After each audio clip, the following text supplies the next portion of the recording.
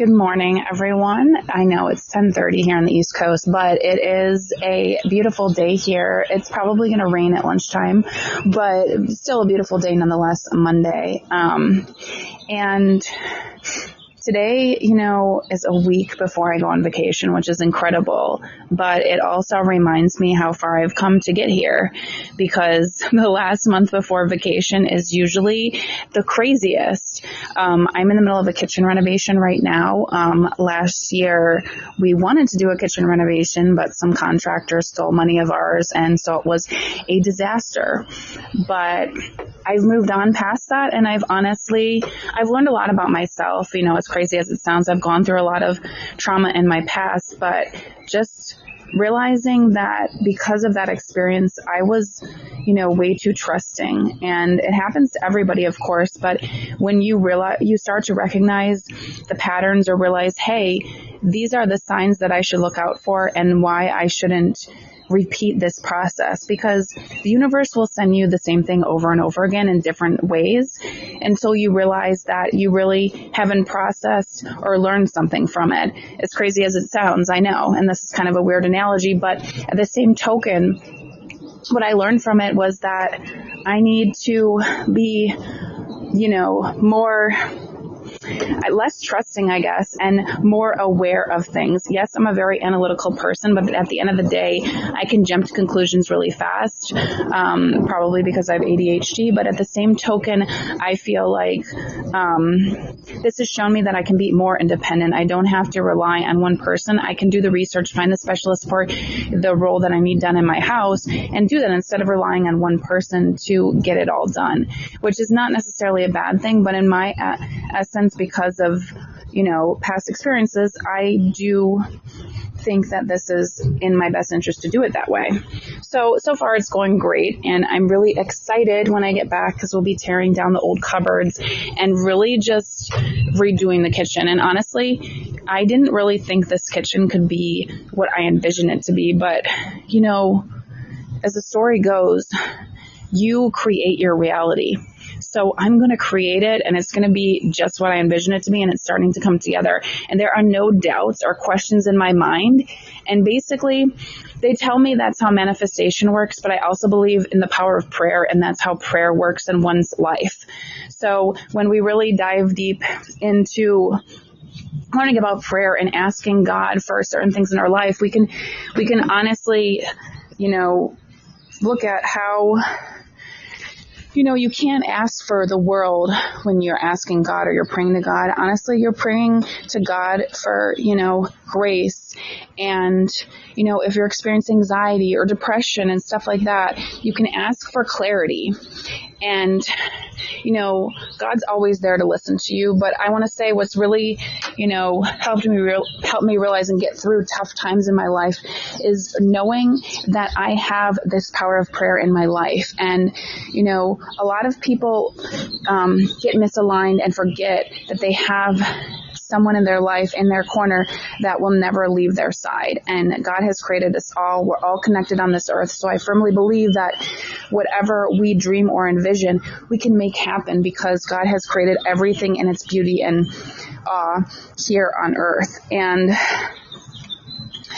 I say this because talking back to manifestation and, how everything is connected and energy. If you envision, or I wasn't positive about getting results or persistent with getting results from, redoing this whole renovation thing again, I honestly would be not in this predicament right now. I would be negative and it would sit stagnant. And this can relate to anybody in anybody's life, meaning they can ignore their problems. They can simply set them to the side, put them on the back burner, but unless they overcome that obstacle directly in front of them, will they be able to move on? No, they'll be stuck stagnant and stuck in time, because they'll constantly be thinking of this thing that they have to overcome or hurdle over. And as a result, they will not see positive results in their life because they're stuck in the past. They're stuck in this obstacle. Sometimes you have to face your traumas, your emotions, your fears head on to be able to really move on. And it's such a challenging thing to think about because, you can be in it and not realize that you're in it. For example, I do not want to admit that I was in, I experienced a traumatic childhood. It wasn't until maybe a year or two ago that I really admitted that my childhood was traumatic. I was like, that was all I knew. So I was like, well, that's acceptable. Other people, experience something similar, right? That's normal for your, one of your parents to be an alcoholic and just be verbally abusive to you and just all the other things. There were so many layers to my childhood. But looking back, I didn't experience it. So I think finally admitting it was admitting that I can move on past the past. I don't have to store this anger in my life. I don't have to store, and obviously I was processing the anger through yoga years ago, over a decade ago, but I didn't know why I had all of this. And just truly figuring out the root cause of things and how it's all connected really makes a big difference in your life. And if you don't process the past or the trauma or get over the obstacle in front of you, are you really living your best life? Are you really living for your desires or dreams? Because reality is how you make it. And if you want anything in this world, you can push through whatever you want to get to that point. So I say this because I've overcome a lot of crap in my life, no lie. And if I can do it, I'm sure anyone can do it. They just have to have the right mindset. Mindset is everything in this world. And if you set your mind to knowing I can surely overcome this obstacle, this trauma, this thing that sits in front of me and blocks me from it. And don't make no mistake, it will be painful. You will have to experience emotion on multiple levels, and movement helps with motion in more ways than one. That's why they have somatic healing and yoga and just letting all the toxins out through the steam room or the sauna.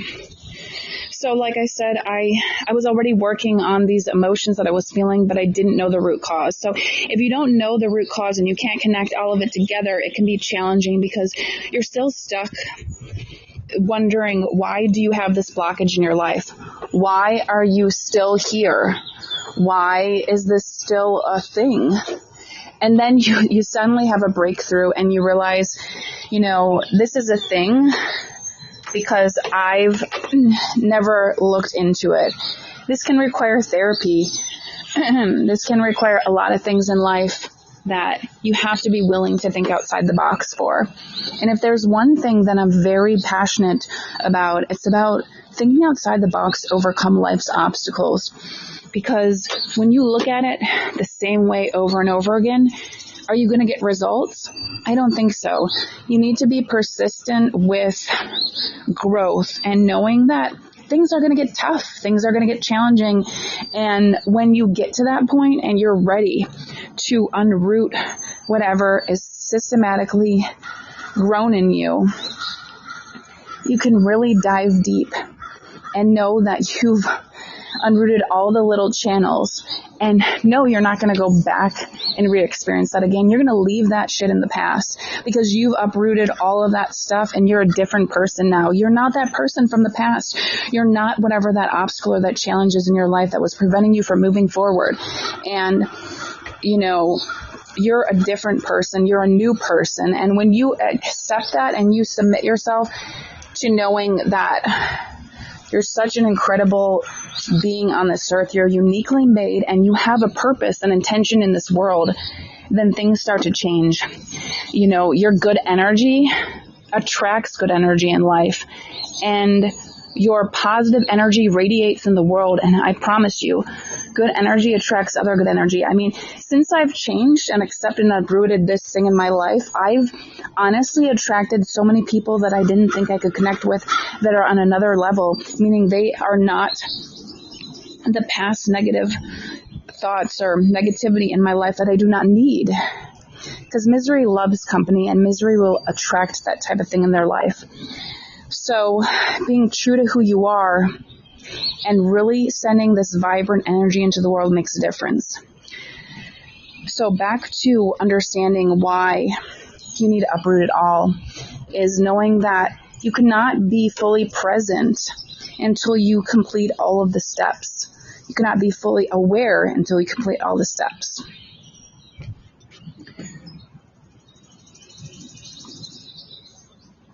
And knowing that it is a process. It's not easy. It's not going to happen overnight. And it will take time. But truly knowing yourself and appreciating everything in it is important. So don't miss out on being present and knowing your purpose.